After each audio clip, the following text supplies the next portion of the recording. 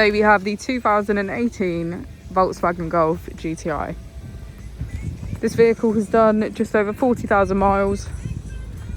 It has a manual transmission and a petrol fuel type. To the left of our steering wheel, we have cruise control as a feature, and on the right we have voice control and automatic headlights.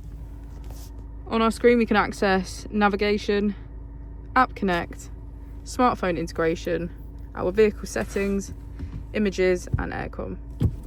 If we put the vehicle into reverse, we can see that it comes with the park pilot, front and rear parking sensors. Just below we have our dual zone climate control with heated seats on either side. If we press our mode button, we can switch between our 4 different driving modes.